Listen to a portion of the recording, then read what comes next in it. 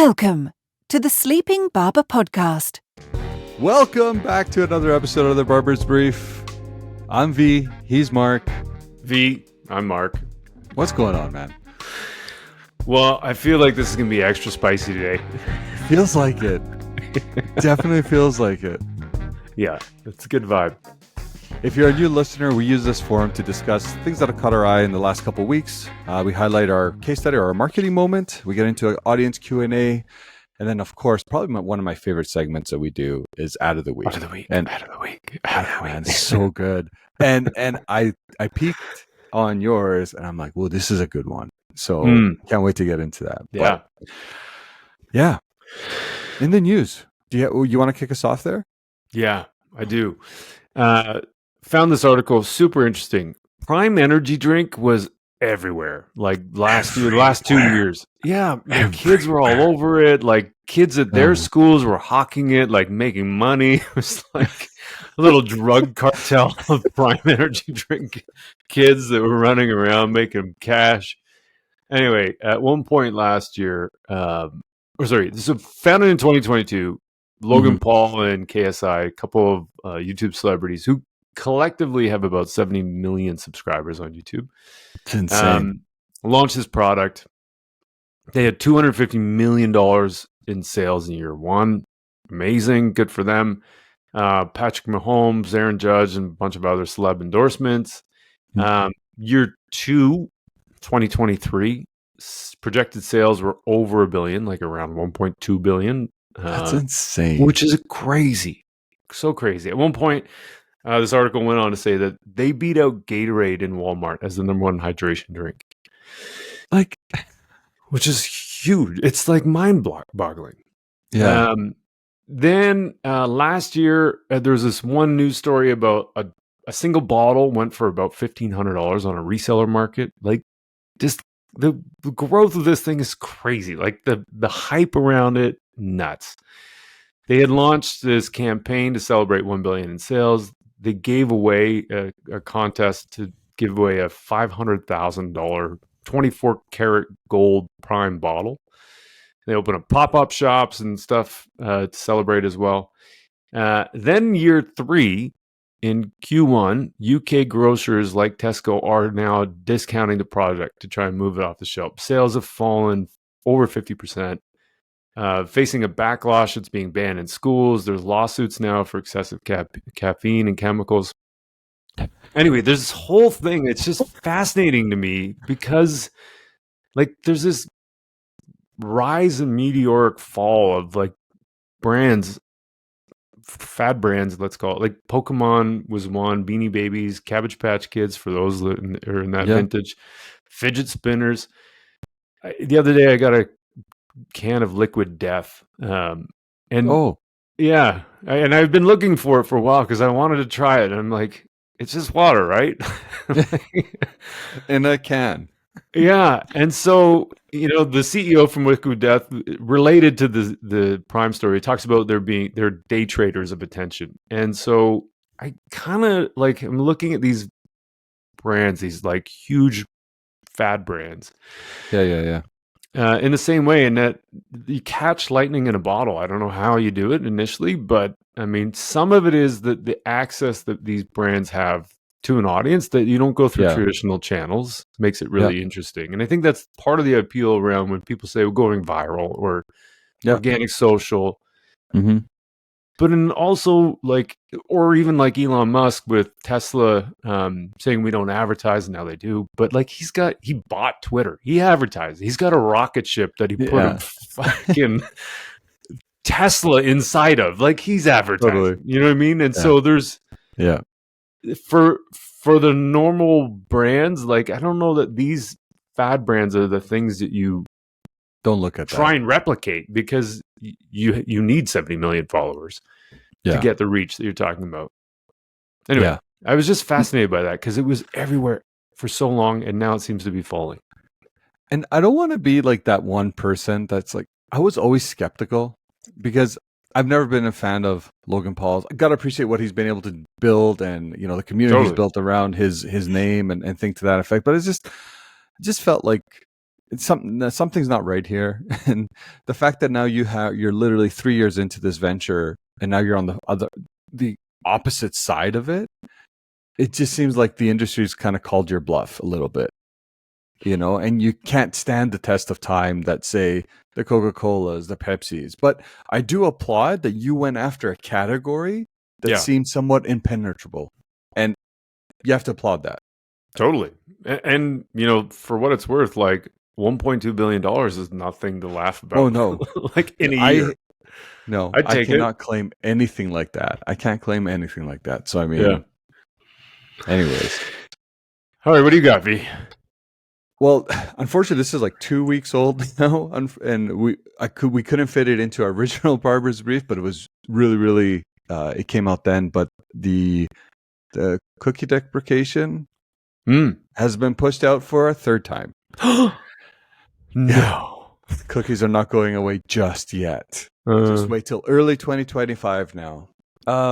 So it's been proposed again, like I said, for the third time, making it essentially the third time since 2020 that we've been talking about that's finally going away.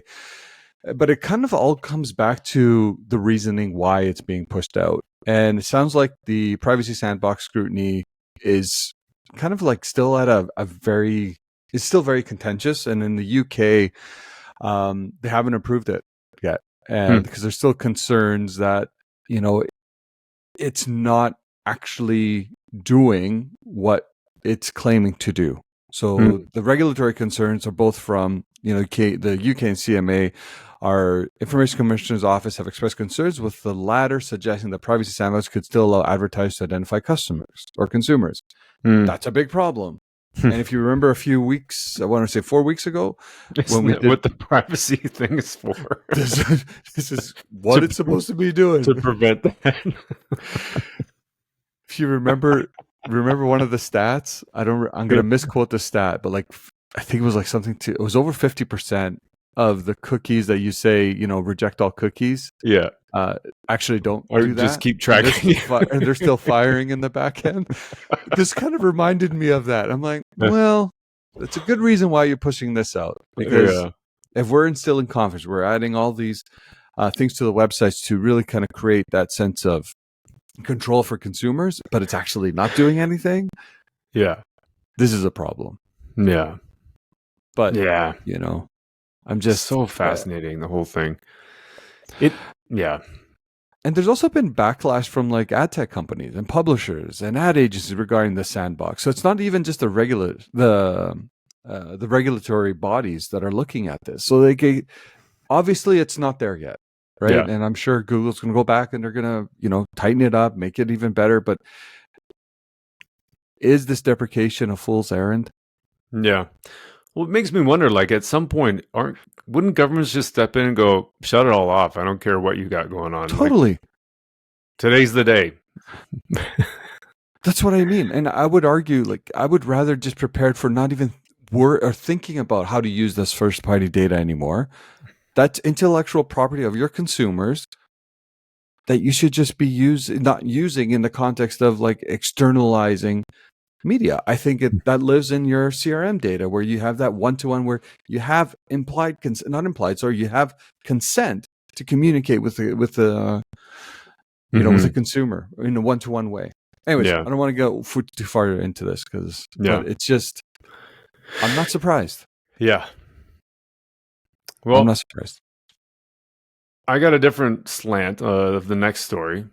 Not data-driven. This is data-driven, but not cookie-driven per se. Okay. But let's say you wanted to extend your cookie your cookie empire with a new product launch. I'm like, where are you going with this? There's some recent research that was published from Cohn Pauls, who's super smart, really great. Love that. Yeah, he's great. So if anyone's listening, or if you're listening, dear listener, he's really good to follow. So he published some research around why most launches fail to grow your brand. So the idea around brand architecture is one of the things that they looked at here, which I think is so fascinating because I have spent a lot of time trying to wrap my head around brand architecture. what's the right way to do it, whether it's a house of brands or a branded house or sub brands, and all those kinds of things. So the problem that they identified is 60% of new launches fail to provide growth or cannibalize profits from existing products. Right. So the research looked into the sales impact of line extensions, specifically in 3 categories. So coffee, toothpaste, and detergent. What they found was that the brand name similarity and feature similarity of the new product have a negative impact on sales. Okay. Feature similarity was worse than brand name similarity. Really? Yeah, in terms of the negative sales impact. The negative, yeah. Which, when I was thinking about it, kind of makes sense in the sense that if you know the idea around satisficing, like we talked to about jobs to be done, like customers hire Tony Ulwick, that was the name. Ulwick, yeah. Yeah, we talked about like how customers hire products to get a job done. And so, like, to do a dashboard and marketing dashboard, I could use Excel, I could use a piece of paper, I could use Tableau or some crazy system. And so all of those things have similar features in some way because I can, graph things, I can, put data in, all that kind of stuff. So the more similar the line extension in terms of the product features, the more you're cannibalizing sales of the previous thing, which kind of makes sense because if you're thinking about, well, I'm just satisfying, I have a need. There's this other solutions that are out there. So the more distinct those features are, the better. And so this, for a standalone or a sub-brand category, it's really important that they communicate different positioning. And so they give a couple of examples, like Coca-Cola is a sub-brand category. So you've got Coca-Cola, then you got Diet Coke, Coke Zero, Coke Vanilla, Vanilla Coke, or Marriott, who's got standalone brands like W Hotels, Westin, Ritz-Carlton, Sheraton. Yeah. So those kinds of things tend to be better if you're talking about incremental lift in sales as opposed to cannibalizing sales. Right. So separating features and then also creating some distinctiveness with the logo and the packaging. That's really interesting, actually, because I don't think I'd ever really thought about it this way, but it does make sense. And I think it's interesting when we think about all the different brands that exist and how some seem to exceed expectations, some barely meet expectations. But when you start looking at this, I dare you call it kind of like an architecture, you can kind of see why some of this is happening, and it's really There's a really interesting example from a long time ago that if you look up GM brand position, I can't remember the line, GM's line of fleet vehicles, right, from when Sloan was there. Like the CEO that they had, I forget, Alfred Sloan, I think. Yeah. And then there's a JPEG that's in there. And so at one point when Sloan was in charge, there was a clear differentiation between the GM products, each of the sub brands that they had. And in terms of the price and the quality and all that kind of stuff, over time, they started blending those together. So like all the GM brands started, like there wasn't a big distinction between the premium brands and their low brands. Yeah, that's true. Which led to, in part, their decline. And then they corrected that in subsequent years. So I think there are other examples, I'm sure, out there in different categories too. That'd be a great marketing moment, by the way. Oh yeah, we should cover that one. we should find that. What else you got, V? You probably saw this hit your feed as well. But Work put out I guess really a study or a review, if you will, that now social media has become the largest media channel worldwide by advertising investment, with Meta alone representing nearly 63% of global share in social spend. Like, these numbers are just huge. Giant. So the fact that it's become the largest, overtaking even, I guess TV, you want to call it just TV, and all, it's actually forecasted, social media is forecasted to reach $247 billion, which is a 14.3% increase year over year in total advertising spend for 2024. Meta is expected to earn nearly $155.6 billion, that's with a B, in ad revenue this year. I can't, representing 63.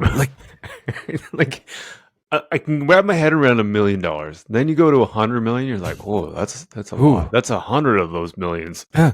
You go to $1 billion. You're like, that's what? That's 10 times more than 100. Like, whoa! Now you're in like hundreds of There's so much money in advertising spent and flowing to digital channels. It is crazy. And you saw TikTok, and unfortunately they're now, you know what, I don't feel bad for any of these. No. But they're facing slower growth, and it's due to the potential US ban. So they're only slated to grow year over year 18.3%. Only. I mean, seriously, where last year was 87%. Wow. Which is, by the way, another story that we should probably go back to and revisit, by the way.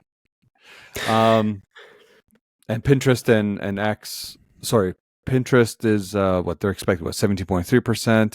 Snapchat about 13.7%, which I felt like Snapchat was one of those channels that probably not a lot of advertisers were still looking at, but I think there's been a resurgence there. The only channel that continues to show decline is Twitter, X. Even though it's somewhat stabilized in terms of its losses. Yeah. So it'll be interesting to see what that actually looks like by the end of the year. But it's for me, it's just incredible to see how much social media has changed, even in our careers, and how advertisers view it. Yeah. Well, now that there's access to connected TV, and you can run LinkedIn, we talked about that a couple of weeks ago. LinkedIn's got connected TV platform inventory now. So it's amazing. It's not just a social thing anymore. It's kind of just pipes to get to a screen. Yeah. It's crazy. V, you've got a case study, the marketing moment. The marketing moment, you gotta love it. Featuring the golden arches, if I'm not mistaken. The golden arches. And I feel like we've talked about McDonald's a few times in different contexts, but we haven't really done a highlight for McDonald's. So I thought this is really kind of celebrating a 15-year brand building triumph. Oh. So I'm loving it. Over the years, I guess. There it is. So what's interesting is in the background here, this is McDonald's UK. And they've been facing significant challenges in Europe, in the European markets in general.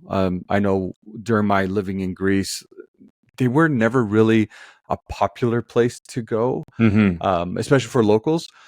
But over time, you built some of that mental availability. It became a little bit more. I don't think they exist there anymore. But it did become somewhat socially acceptable. But in the UK specifically, they've been going through a huge transition, and there's some things even recently where they've been dealing with where they ran out of milkshake in England, Scotland, and Wales. There were abuse claims, so they've been constantly fighting an uphill battle. It feels like, but they turn to what we as marketers have become really accustomed to.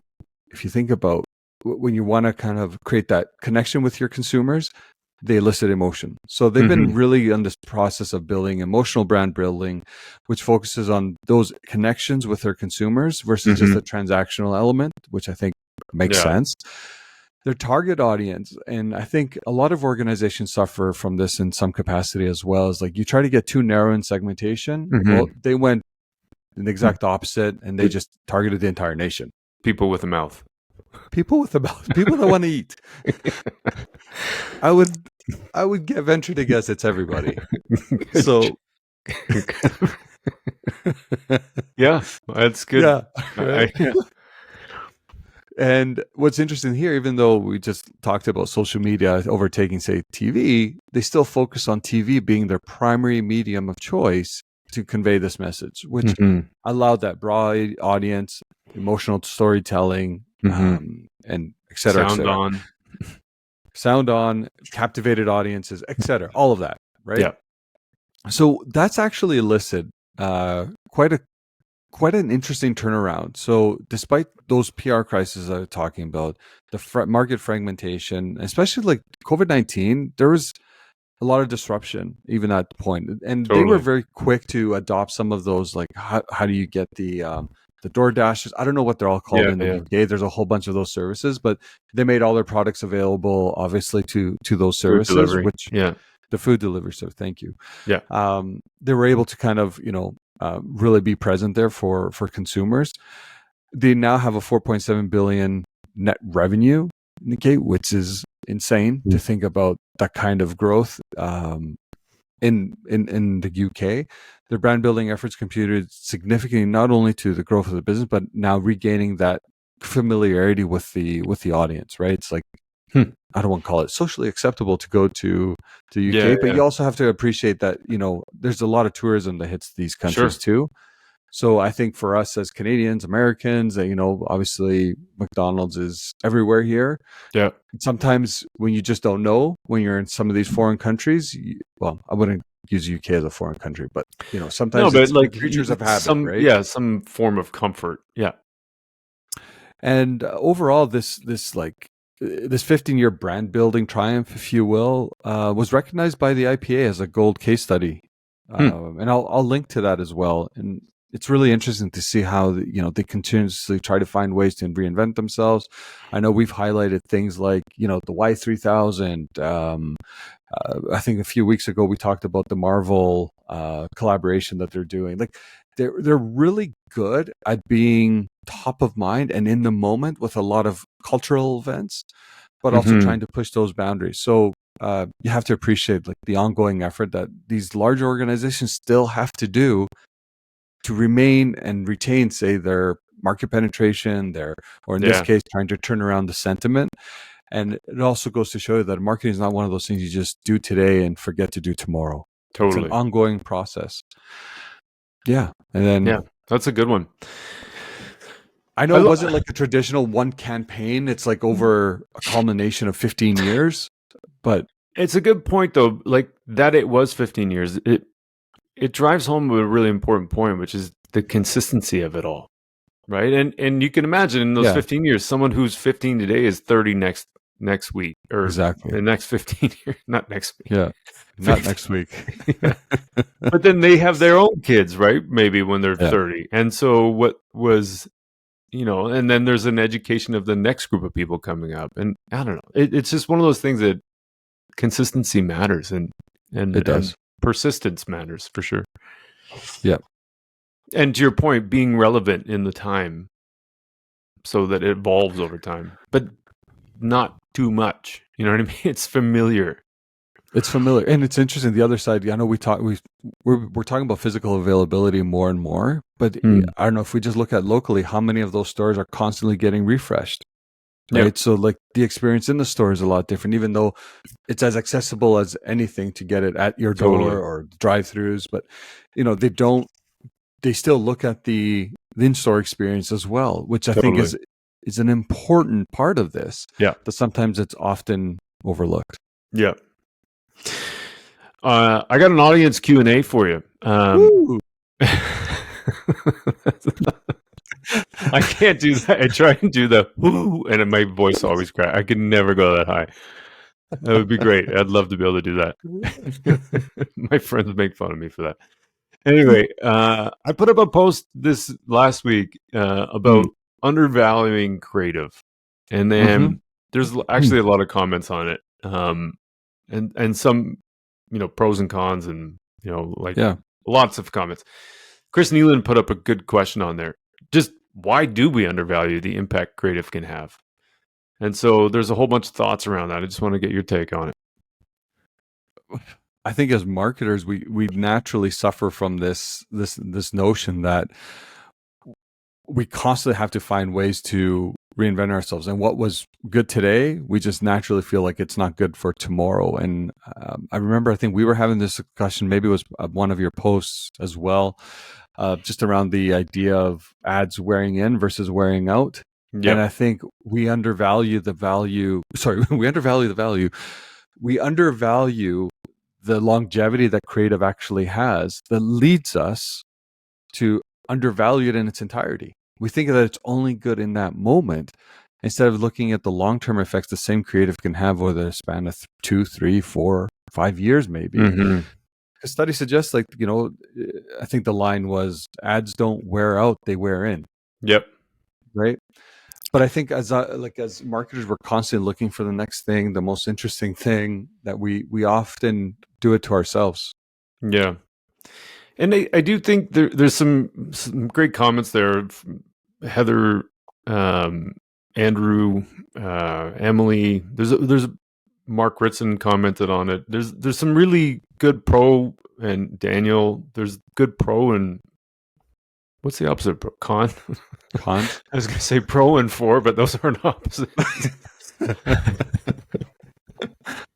And I think in some ways there's a great bit of research from Paul Dyson that's worth pointing out, because some of the research came from a report that Pierre Bouvard did at Cumulus One, and so I was highlighting a clip from that research, but the original stuff came from Paul Dyson, which is worth looking at. And so I think brand size has a huge impact on business ad profitability. Creative is on Paul's list is number 2, and then there's a whole bunch of things around digital targeting, product laydown, that kind of stuff that is, all the rest of it rounds up the top 10.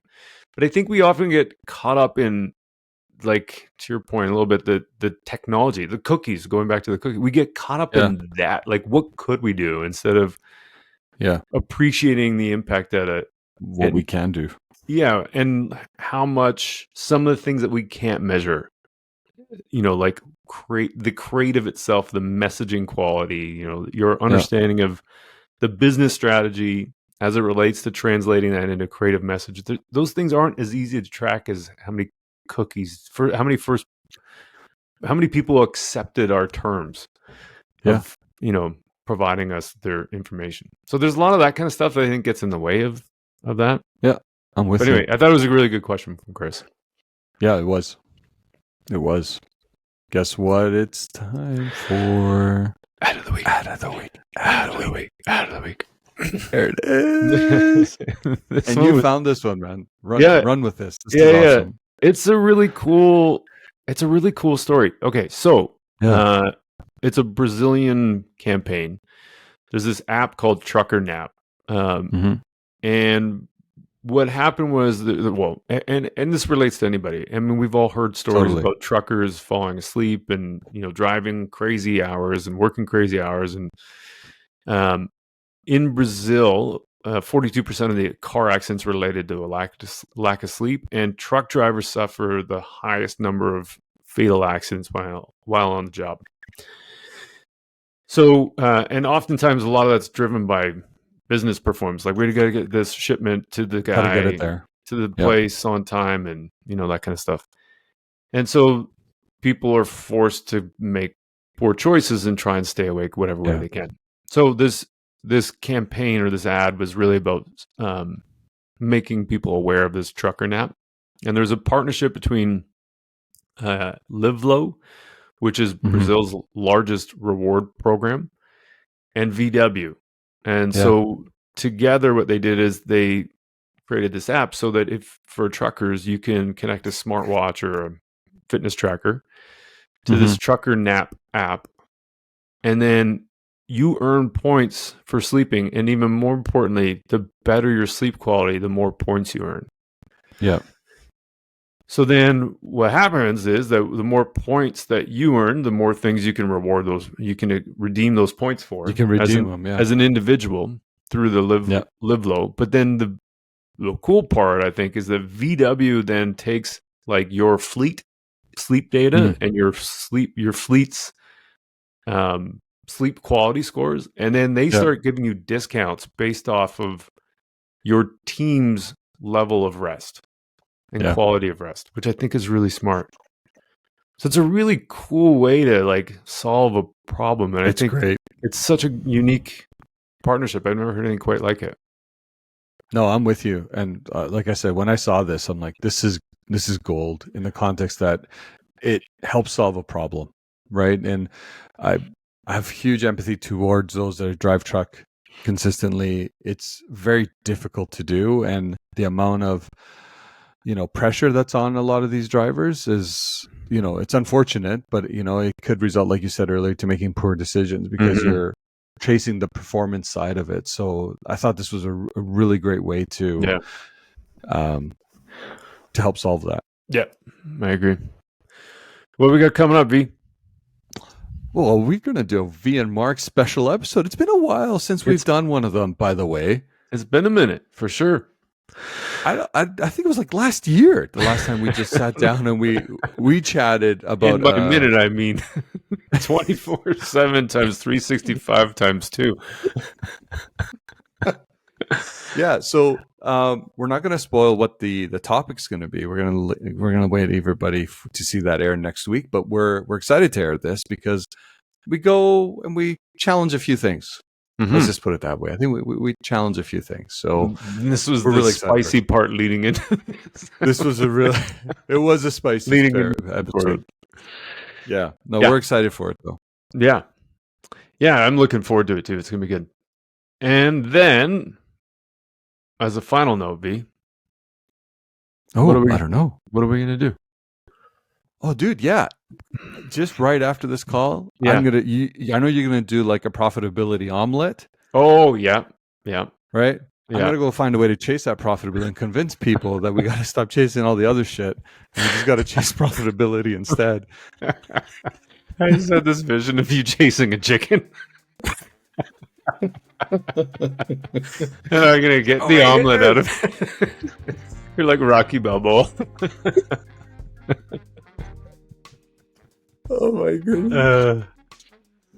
Everybody, it was good to catch up with you again. And as always. Yeah, we'll talk to you soon. Have a great day. All right. Yeah, man.